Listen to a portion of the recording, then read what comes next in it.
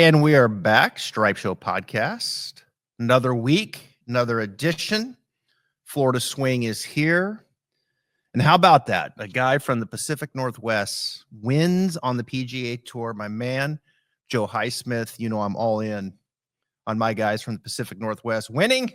And he just went lights out on the weekend. So I'm super excited here this week to come on here and talk some golf. Weather is perfect here in Ponte Vedra Beach, Florida. Of course, next week's the Players Championship, about 5 miles down the road. So I'm excited about that. As you know, we'll have an in-studio series next week. And so we are hitting the ground running here in the month of March. This week, to kick us off, one of the top teachers, Golf Digest Top 50, joins me today. Erika Larkin, how are you? I'm great. Thank you so much, Travis. Thanks for having me. Well, I appreciate you joining us. I know you're busy, and you're bringing this true swing that I know has been a passion of yours, and you started years ago with the book back in 2017, and now this true swing is even taken the next step with a full curriculum that I know you're training amateurs all over the world, but also you're starting to train teachers on it as well. That's right. Yes, taking things to the next level. I've gotten a lot of great feedback over the years from not only individual students, but events and golf schools that I've been running. And to scale that further geographically and digitally too, just was going to require some more bodies and Mhm. coaches to help me do this, which is exciting. I'm Yep. excited for that next step in my journey as a coach to teach the teachers and mentor others and help them elevate their careers through what I believe is a going to be hopefully a leading brand in golf instruction. What we're doing is speaking to the average golfer in simple terms. And I think the curriculums and the lesson plans that we're using for events, but also in person for private instruction and online instruction for our online academy, all will have that common thread and theme, which is about finding your true swing, unlocking your body, unlocking your better golf that already what we believe lives inside of you. Yeah, unlock is a key word about the true swing. And you can check this out. We're going to get into this in today's podcast, but you can go to the website here to start with, erikalarkingolf.com, but also trueswing.com. And please follow Erika. She's got a huge following on Instagram at Erika Larkin Golf. So before we get to this first video about the true swing, I just love the idea that, you need more teachers to help spread your word, right? And before we came on, we were talking about, building that brand, building something that can expand and help people just beyond that individual lesson, right? That you're standing there and working on someone with. And that was one of the reasons I built the studio and have another studio coming, is to expand that footprint where you feel like your message has value, and you just want more people to hear it, right? And play better golf. And I think it's brilliant because the amateur game, Erika, is doing so good. I mean, you and I have been doing this a long time, and to see so many people playing and enjoying the game, I think your timing is perfect.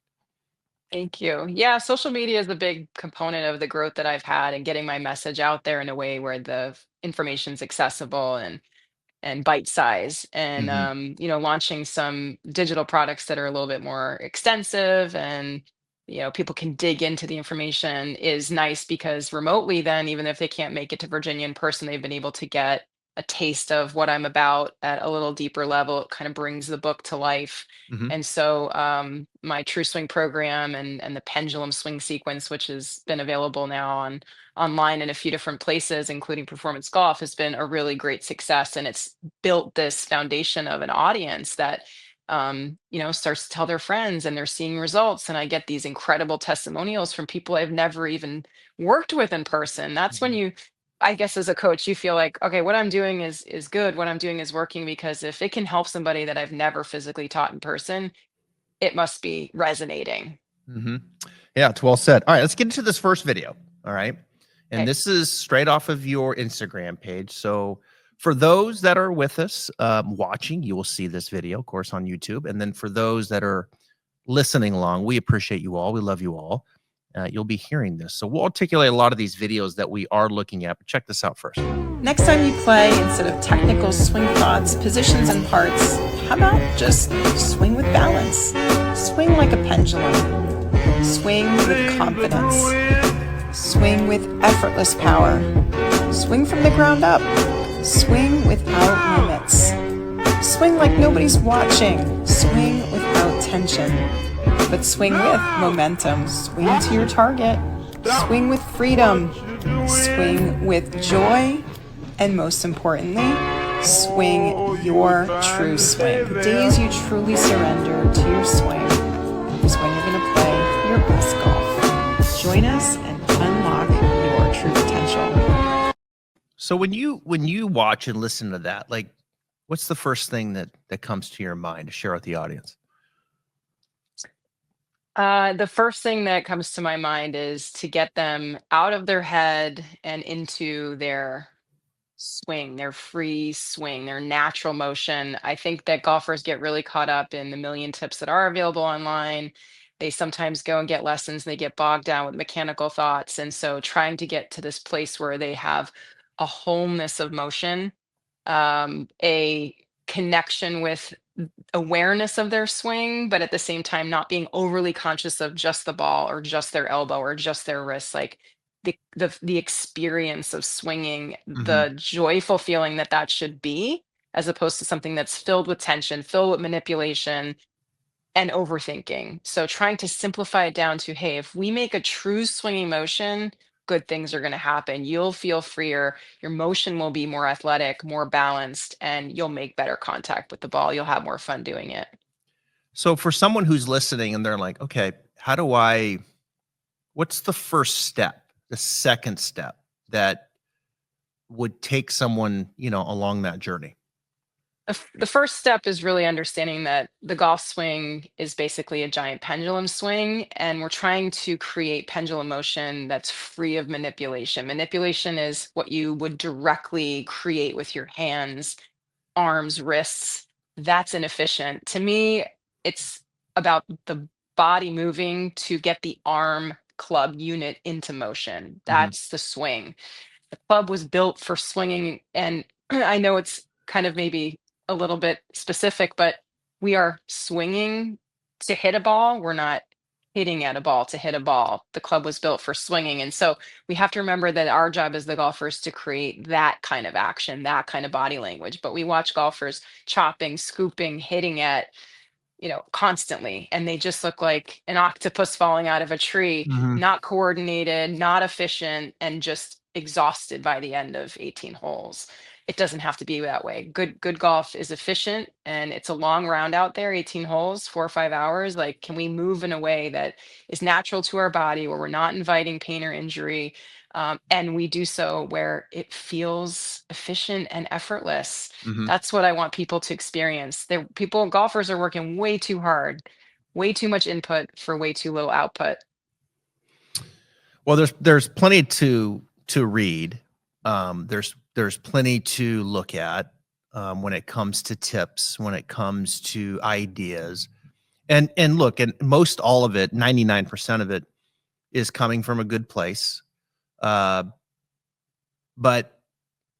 it can hurt and be detrimental, as you know, to many, not all, but many. But it is the easiest way, I think, for, let's just say, an amateur golfer, male or female, who likes the game, knows that they have opportunity for improvement. There's many things that they don't like about their ball flight, or the way they hit a particular short game shot, or their putting. I mean, there's areas that they don't like.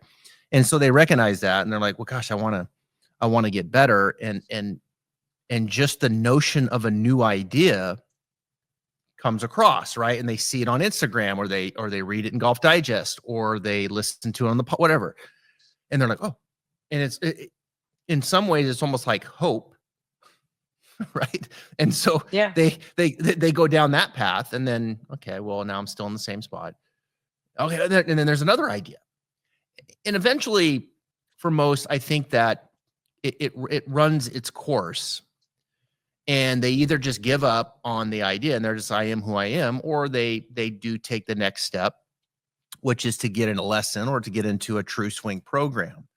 And so where I'm going with this is this person shows up, whether it's, online or in person in Virginia, and they're a 12 handicap, and they're explaining to you that I hit behind it with my irons from time to time, and I hit my driver, it tends to go to the right, all these things that we hear on a daily basis.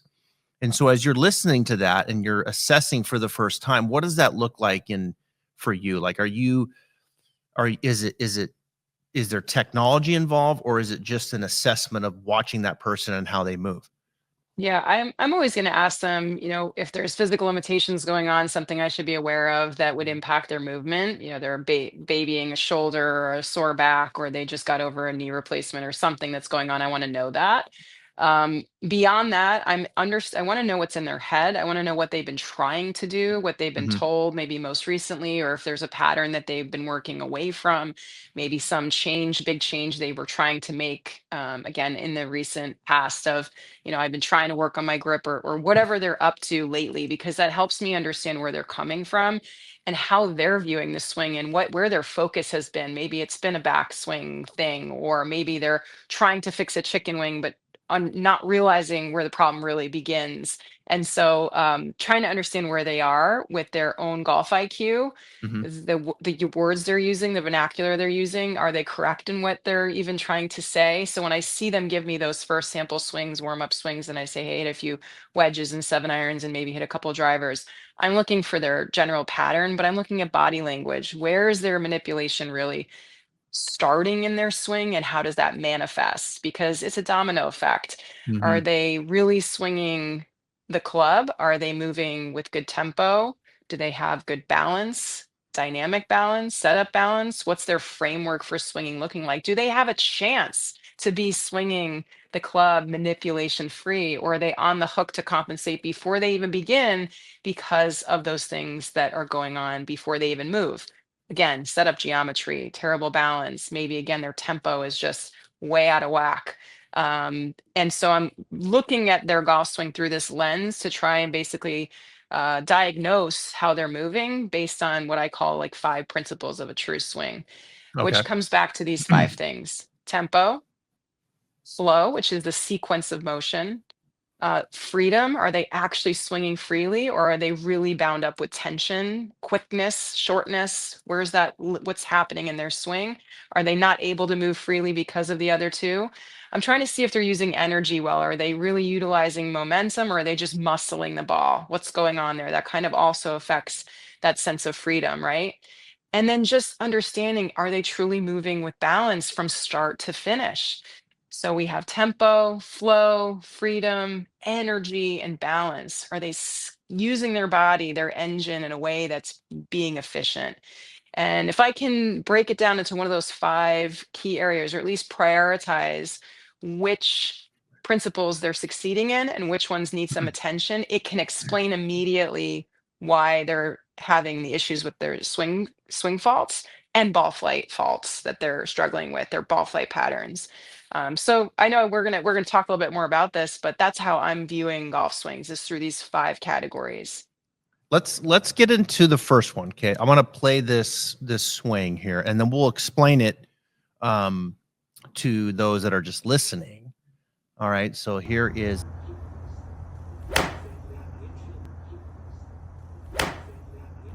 Right. So when we look at that, and if you had to articulate that to those that are just listening, Mhm.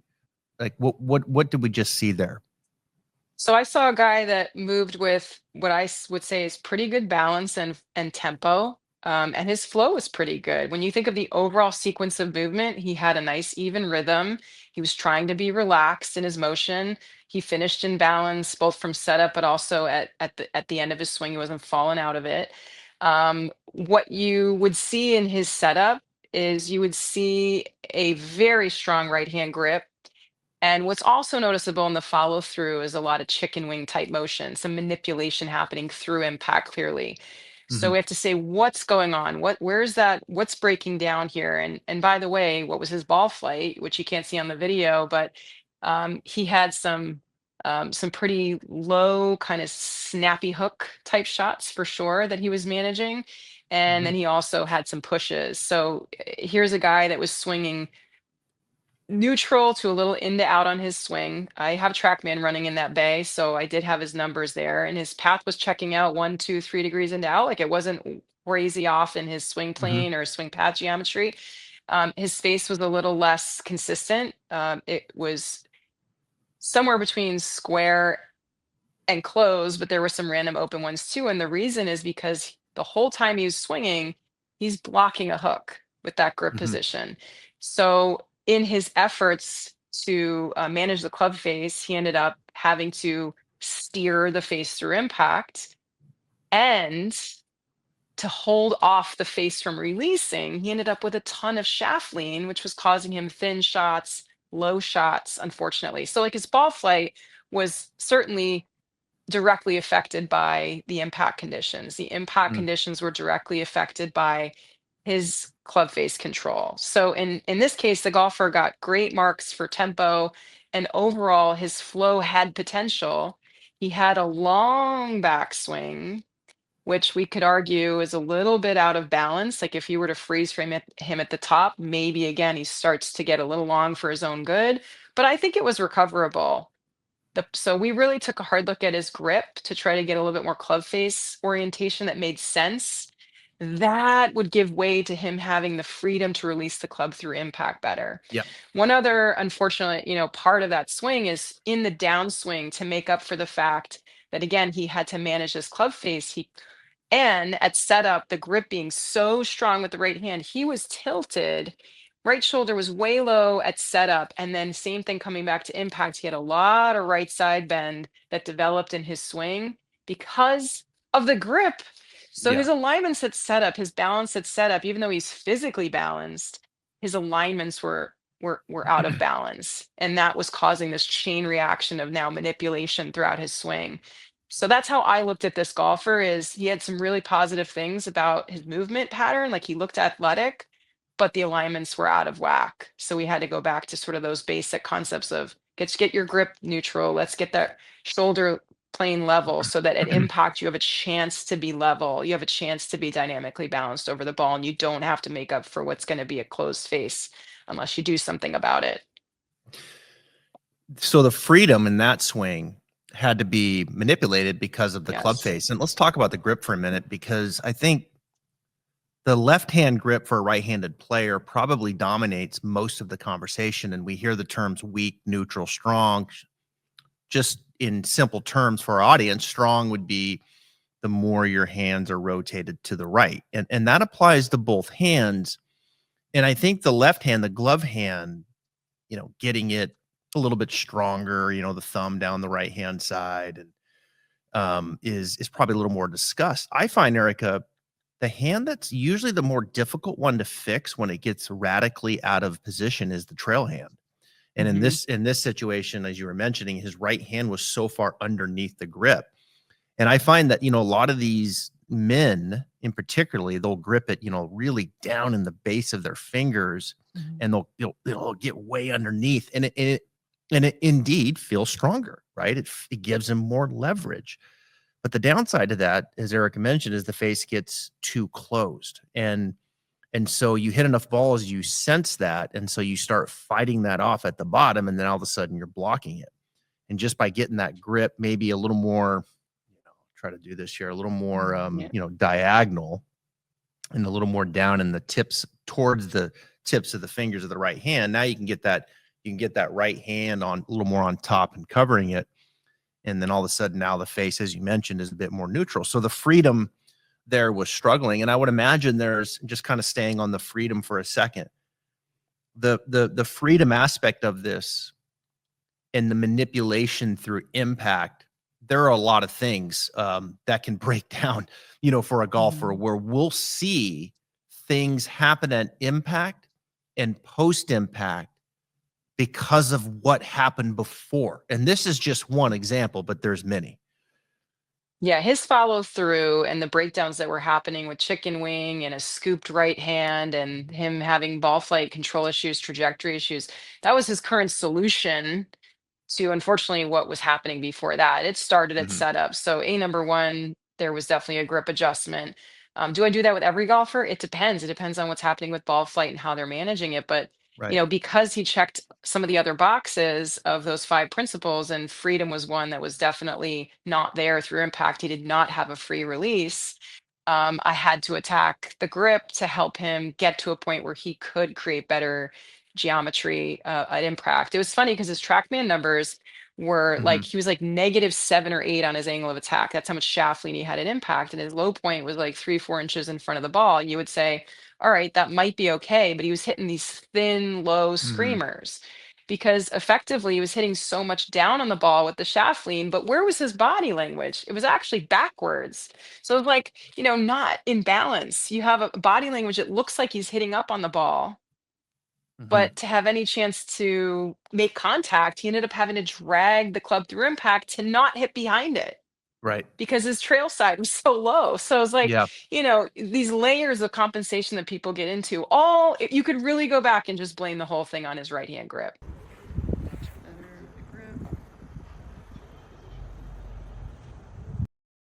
Had him do a little kind of flow exercise back and forth and then like a shuffle drill into the ball just to get him staying more level so he would stop Mhm. tilting too much. That was his old habit that he built Yep. around that grip.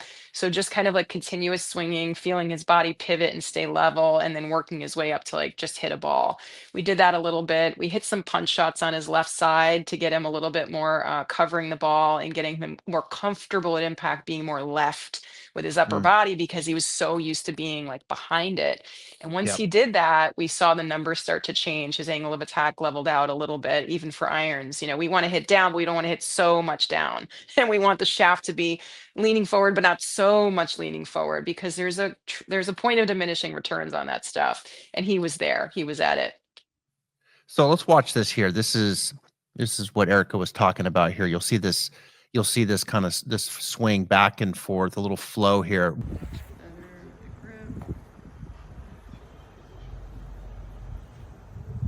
That's it. That's it. Yeah, nice. Yeah. So you can see him a little more on top of it, covering it better, and now he can release it. It's always funny where you could film a swing and you could sit down and show it to them in their numbers, and a player can have multiple things that you're looking at address backswing issues that then lead to downswing and impact compensations. And the first thing that they'll say and they'll see is, look at my chicken wing, right? And where the teacher comes in is, you're not fixing that chicken wing until we get you more organized at address and going back perhaps, and then therefore better coming down. And now those things start to, work themselves out. And the order of the madness, and just like you talked about there, is brilliant because that's really how you give that player freedom to play better golf. Yeah, one little part of the story too, in his interview, he said he was really working hard on trying to bow his wrists at the top. That was like where his focus was. And he also mentioned, though, that he had watched my video series online and he loved the idea. He knotted up like a beach towel, and I do this sort of almost like a rope swing with a towel, like back and forth. And he said he never played better golf than after the day after he first did that towel swing drill. And he just had like one of the best rounds. He shot 82 was his personal best. It was like one of his best scores ever. And he just went out there thinking about that feeling of like the continuous swinging with the towel over his shoulder and back and forth. And I said, well, that probably proved to you that if you worried less about your wrists and just kind of thought about the towel swinging back and forth, you played better. So let's like lean into that and let's get you Mhm. not thinking about your wrists so much. I said, what if I told you that with this grip change, you never have to think about your wrists again? He was like, that'd be great. I said, Yeah. because think about it, the strong right hand and the right arm twisted way under, guess what that was doing up here at the top? It was creating another issue. The swing was long because he just couldn't get comfortable at the top. Plus, he had this other intention that was really misinformed, to be totally honest. Let's go. I want to talk about this second item you said in the 5 principles before we get to the next swing. And that's flow. And you use the word sequence. And as I understand it, and just watching that swing, this guy had good flow. I mean, he looked like he had a little movement to the right and then a little movement back to the left. he had some rotation, and there was a nice sequence to it and flow to it. Talk quickly about the flow aspect and what that means. Flow is the order of events in your swing. Are you moving efficiently? It's the kinematic sequence is the fancy term, right? It's the Hmm. body moving to help then deliver the arms in the right order to create and transfer energy through the swing. So the way I very simply say it is the body leads the arms. And so if I was going to put four words together, it would be pivot swing, or you could say step swing. And that kind of signifies this concept of the body doing something before the arms and the club go back. And then when we Mm. reverse it, the body's doing something and then the arms and the club follow. So the body is the leader. We have to do that with balance, because if we get super aggressive with our body and we turn our body before we've stepped over in the downswing, we're out of sequence. Very much, I always do the analogy to a throwing action. We step and throw, but we step, turn, and then throw. So the step happens before the pivot. The pivot happens before the actual throw. Same in the golf swing. So we want to wind that up and we want to unwind that in that order. We get the order right. We have efficient transfer of energy through our body from the ground up out to the golf club. That makes a golf swing feel easy. But if we energize our swing in the wrong order, we end up muscling it. Now we have to manipulate, because if our lower body, for example, is just turned off and we're not using our legs and we're not creating and transferring energy through our body the right way in that athletic sequence, we're on the hook to create lots of power from a very Mm. not so powerful place. And so I think that getting people to move in a good flow, in a good sequence of motion, which is an athletic sequence, a good kinematic sequence, is really important. So that's just the simple terms I've put on it, and getting people to do drills that helps them find that sequence a way that builds coordination, builds skill, builds Hmm. athleticism, challenges their balance. That's why that little shuffle drill is so good, as are different walking drills and stepping drills, because they are on the hook to get their footwork matched up to their arm swing correctly to be able to execute a drill like you just saw there. Yeah, and I think the flow, and I use that word a lot. Flow. I use the word momentum a lot, Mhm.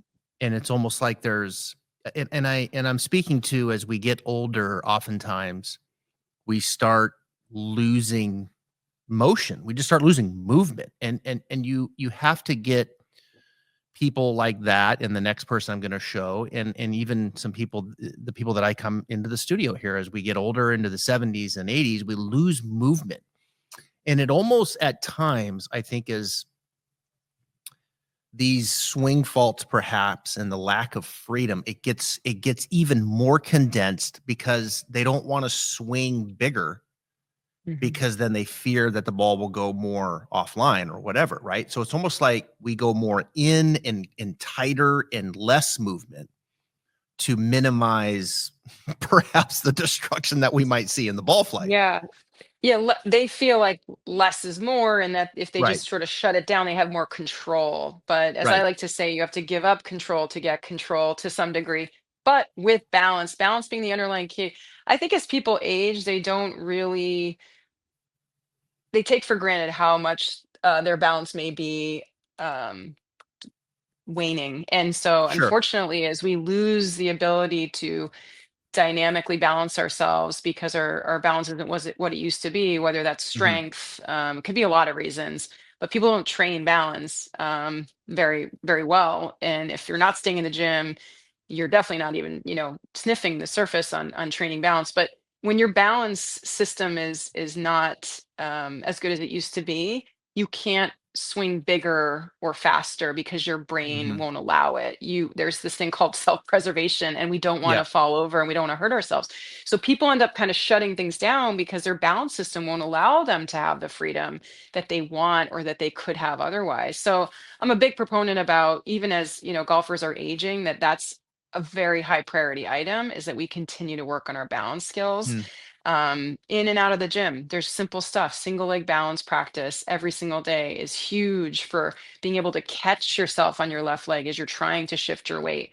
Making a bigger backswing because you can support yourself on your right side. If you Yeah. can't stand on one foot for 10 seconds, there's no way you're making a bigger golf swing with any kind of control or freedom. So, this is like the fundamental thing that we have to get golfers better at as they age, to have a chance to find the bigger range of motion and the freedom, because they've lost dynamic balance over the years. A lot of them have. Not everybody, but a lot have. And they don't even realize it. Yeah. And I think I've made the statement many times that I lengthen more people out than I shorten up. And in Mhm. particularly the older person that would come in here for these reasons, very reasons that we're talking about.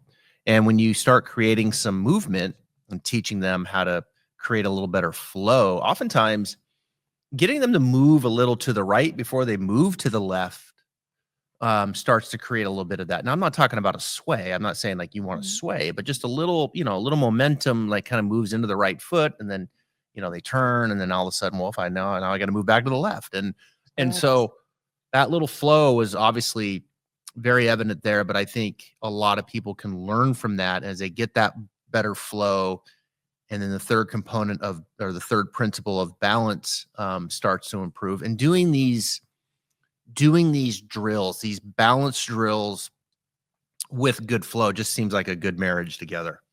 Yeah, a lot of golfers, because they get in that safe zone and they just start shutting everything down too, they forget what it's like to use their feet. Let's say, they actually have decent balance, they just haven't been using it because they're just locked in.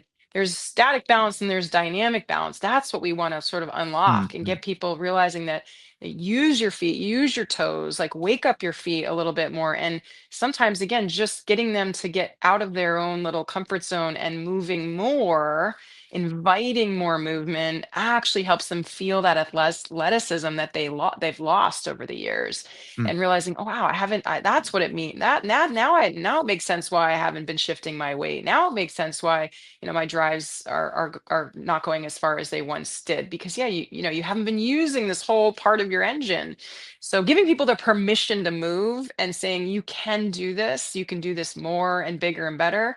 If they can't, then we got to go literally do some balance training over here. But within reason, if they show that they can physically move and still, keep themselves in a safe position, like let's move our body. Let's remember what it's like to use our feet in particular. They're a huge source of unlocking then the upper part of our body to move bigger and mm. faster. All right, before we get to this next student, a little message from our sponsor. If you're like most golfers, you blame yourself when you miss a short putt. So after you hold back the urge to throw your putter in the lake, don't do that. You try to fix your putting stroke. But how long does that last? 1 week, 1 round, 1 hole? There's a company called Lab Golf that doesn't think you should be blaming yourself. That's because all putters have this thing called torque, which means the putter face is trying to twist during the stroke, so you grip it like a snake. What Lab Golf did is they figured out how to make putters with no torque. They call it lie angle balance, and you have to feel it to believe it. I did. The Lab Golf putter, you don't have to use a funny putting grip to try to keep the face square. You can putt it any way you want because Lab Golf putter stays perfectly square by itself. It's effortless. To see how much easier putting can be, head over to labgolf.com. So there was a time on Saturday, a moment in the tournament last week down in West Palm, that the top 7 guys, 4 of them were using lab putters. And Yeah, so I saw that. I texted Sam, the owner, and I said, "How many guys do you have using your putter now? My goodness." We sell so many lab Yeah. putters, it's unbelievable, and we have them all. In my studio, True Spec does a Mhm. great job here, and people come in and they try all kinds of different ones and this and that, and it's a great technology, and man, are they having success? Okay, ready? Here comes the second swing. I'm going to play it twice.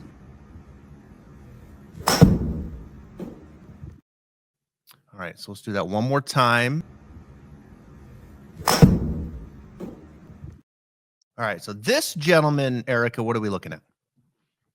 We're looking at a gentleman that's in his 70s, plays a decent amount of golf, and retired Air Force veteran.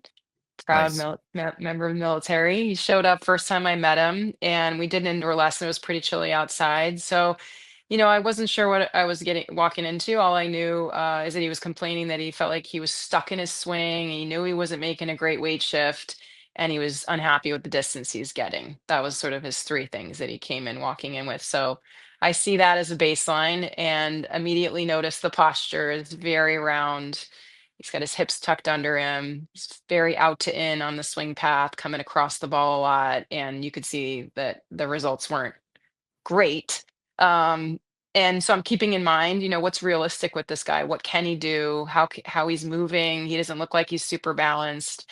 So I start asking him questions a little bit about, his background, and he says that he owned several Gold's Gyms over the years, and he was really Oh, into wow. weightlifting.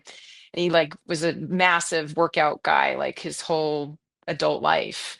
And so hearing that and then looking at him and seeing his posture, I said, all right, well, this guy has to have better understanding of movement. So we start talking about balance and leverage. And I said, show me what a deadlift posture would look like. So he gets up and he shows me something that looks a lot different than his golf posture. So I asked this guy, what muscles are you engaging when you deadlift? And when you stand before you pick up the bar, how are you bracing yourself to pick up a lot of weight? So he describes how, he would pull his shoulder blades back and be ready to pick up this weight. I said, well, you realize that golf's an athletic motion, and at some level we are swinging back this weighted object. I said, if you would never pick up the weight like that, I would never want you to stand like that for this athletic motion either. And so he's like, oh.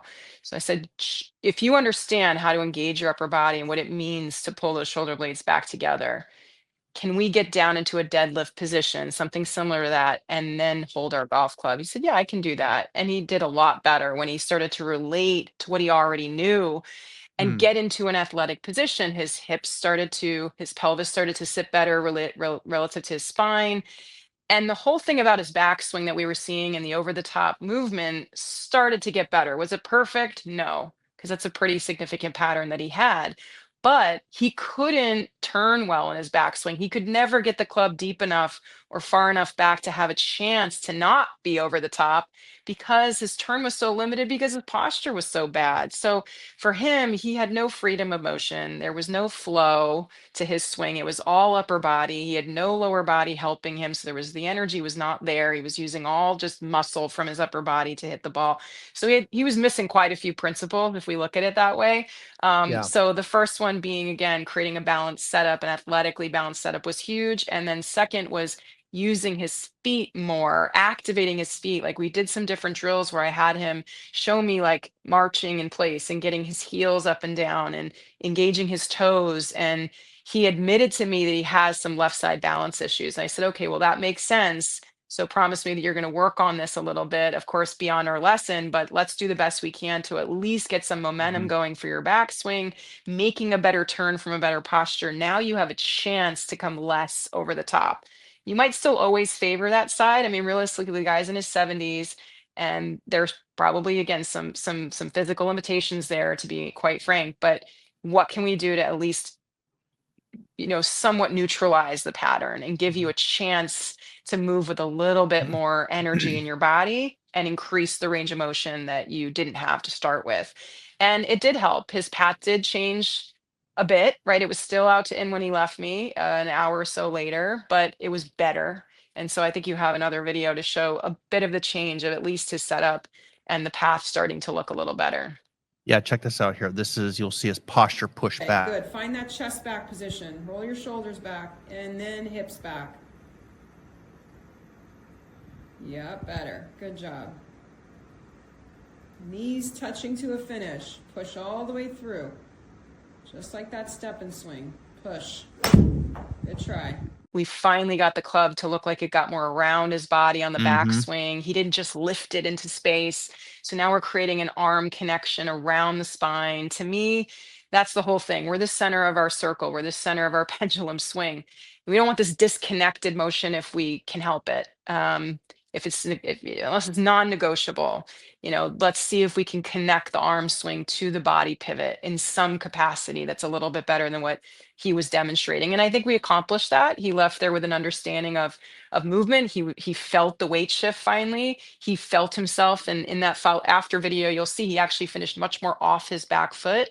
I said knees touching together at the end of your swing just to give him a destination in mind of like how far through I wanted him to finish. And that was Mm. hard for him because he didn't have great balance on his left leg to get all the way through confidently. But I think through practice and working on those things, that he was a gym rat in his adult life. I said, here's the Right. things I need you to do. Go be a gym rat on your golf swing and work on these 3 things to truly make a dent in your ability to stand better, and move with some confidence through your impact zone. Otherwise, you're never going to make that weight shift and you're still going to be all arms.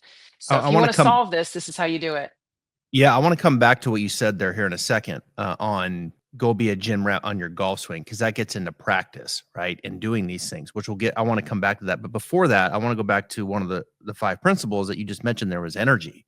And I think putting some energy into this swing, and I think it goes to of the audience right now that's sitting there thinking about, gosh, I've lost a lot of distance in the last 10 years or 5 years, and we get older, and some of that's going to happen. That's just that's just time, right? I mean, it's going to Yeah. take over. I'm not going to swing the golf club like I did when I was 21 years old.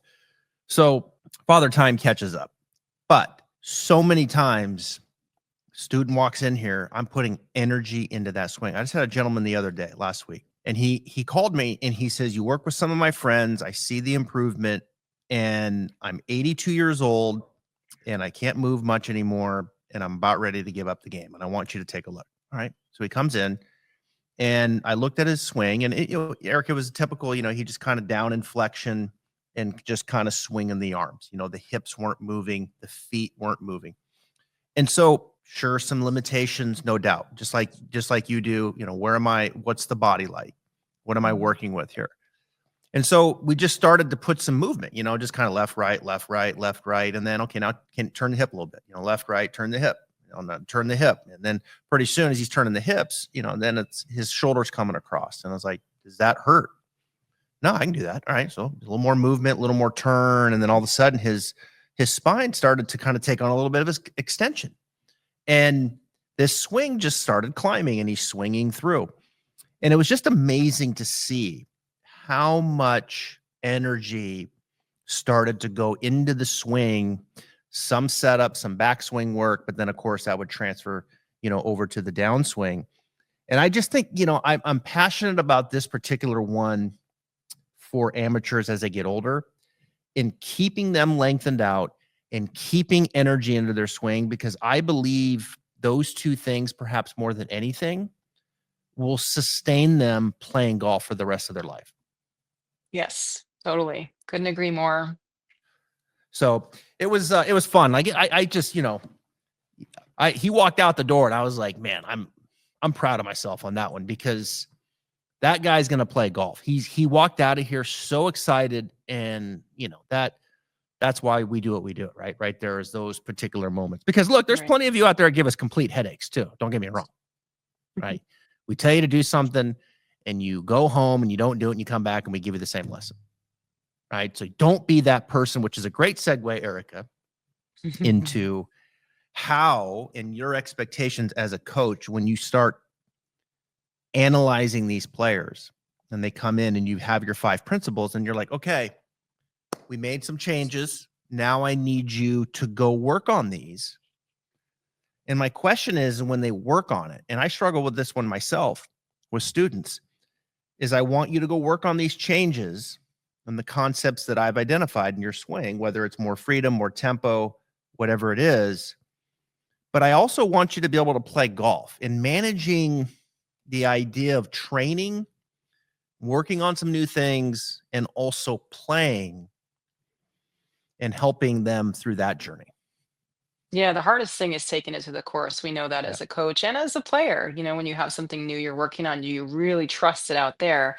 I think step one is you have to prove it to yourself that you're trusting it on the driving range, and do that bridge practice or transfer practice where you start making, it a little bit more game like and slow down the amount of reps and change clubs more often and change targets more often and really visualizing holes and shots on the on the range before you get to the golf course. I mean, so that mode of practice, shot making on the driving range and going through your routine, like one ball every 2 or 3 minutes instead of ball, ball, ball, that will be a better test of your ability to recall what you're working on and try to find a way that I always say you have to like come up with your swing mantra, and then that's your swing thought, if you will. But it's a mantra, it's a feel, it's an imagery. What's connecting the dots for you, where in a very simple way you can go up there and maybe say 2 words to yourself or think about, I don't know, a wider circle, or think about the pendulum rhythm, or what is it that's going to sort of bring everything together into like one simple nugget that you can bring to the golf course with you and that keeps you on message. Another thing that golfers need to do better of is not abandoning ship when it doesn't work the first time, realizing that, no swing thought's going to work every single time. You can't just then try to find a new one mid round. Just try to stick to what has been working on the range. And if it doesn't work once or twice, give yourself a pass and keep trying, Mhm. stick with it. If you evaluate post round how things go and you really had low success rate with that mantra, then maybe it's trying to find a new one. But I mean, that's how I would approach it. And homework wise, there's, stuff that you can do on and off the range to help repeat those feelings. Supplemental training, maybe it is in the gym, or just dry practice that you can do at home to just touch the club a little bit every single day while you're going through making a change so that you can get and expedite the process of getting to that more unconscious place of Mhm. what the new thing looks like, feels like, so that when you go to the course and you try to bring it to the course, there's less thinking, less conscious remembering, more just I'm feeling it again. I've been feeling it all week. I've been doing these reps at home. This is the sort of flow or whatever I'm Yeah. working on. And like now I need to find that again right before I hit my shot. I'll also say to that that in pre-shot routines, I talk a lot about moving into the ball. Um, in good time. So not taking too long, right? So there's thinking, there's feeling, and then you got to get up and hit the shot. Mhm. That is what we do on the driving range. But also we get out there and we second guess our alignment and we double check, if we think we do even chosen the right golf club, and there's that lack of commitment and confidence, even when we're upwards of 2, 3 seconds before we've hit the shot, and now we're frozen over the ball. Many good coaches have said this, right? Think over here, take your feel, take your practice swing, and you got about 7, 8 seconds to hold on to that feel of whatever you just did in your practice swing to get your butt over to the golf ball and hit it before you Right. lose it. So feel it, do it. You can't take so long to Mhm. get to hitting that golf ball. We want to be athletic, we want to be a little bit reactive almost, and not so overly conscious Yeah. of every single little moment and motion. Yeah, at some point you gotta take what it is that the coach is trying to get them to do and the new concepts, and there's a clear understanding of that, and you go practice that, and the context is there, and then it's almost like, the self-discovery within that what does it feel like to you? What does it mean to you? And then build that into the routine and go play golf. And I think you said also, something that, don't abandon it quickly. I think the ones early on that live and die by every shot, I think wear themselves out.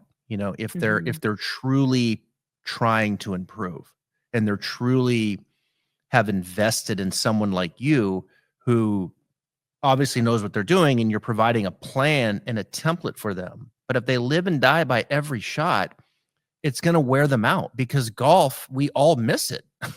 I mean, Mhm. you're always going Yeah. to miss shots. Always. It's not a pill. It's like you don't like I have a headache and all of a sudden now I don't have a headache. It's not like that. It just doesn't, evolve from taking a pill. Yeah. So I just think that living and dying through this process by every shot.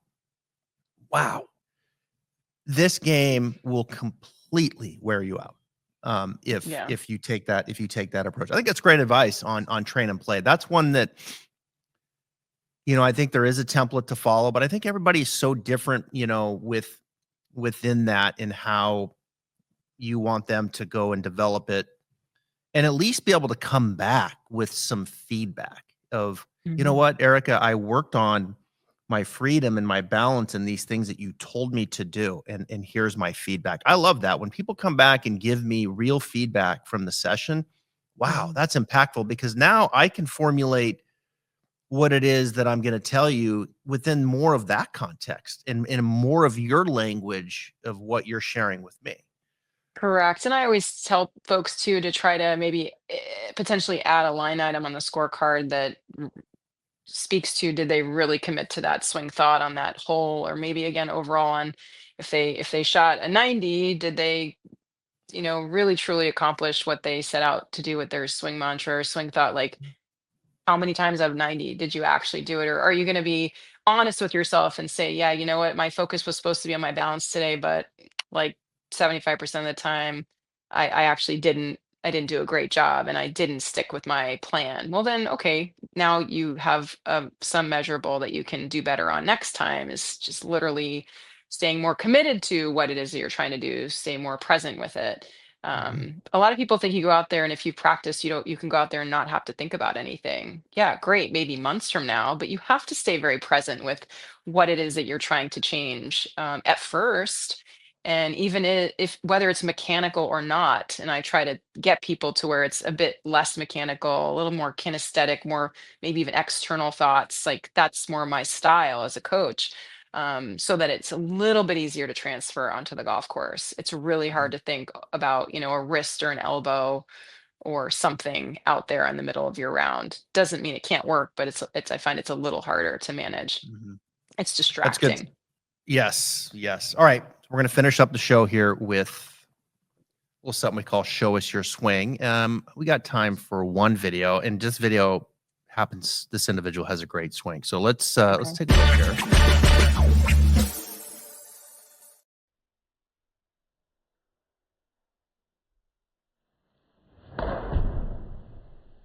Sequence, good setup. Wow. Right? Yeah, he's right on plane, arm positions and all that stuff looks good at the top. It looked really neutral. If anything, maybe he just got a little out ahead of it. It looked like he might have blocked it.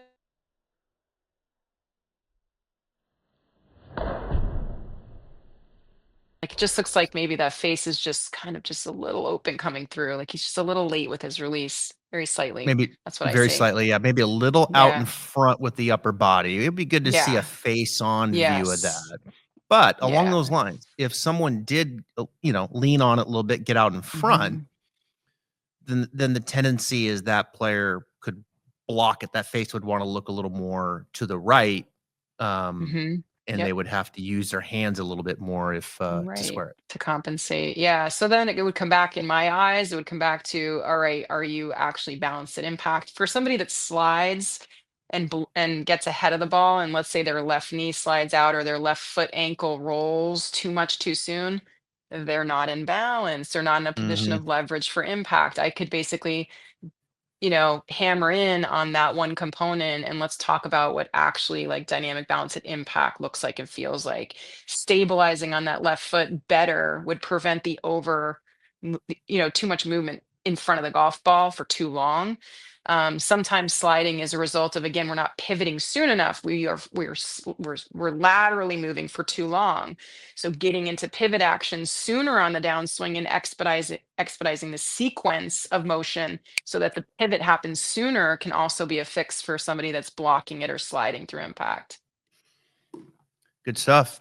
Good stuff. Nice swing there. Hey, Yeah, that was a good swing. send us your swings. I want to look at more of these moving forward in March. Email it to me, travis@travisfultongolf.com. That is Erika Larkin. You need to follow her on Instagram at erikalarkingolf.com. Website, erikalarkingolf.com. But also check out trueswing.com and learn more about these 5 principles of tempo, freedom, flow, balance, and energy. Congratulations, Eric, on Thank everything. you.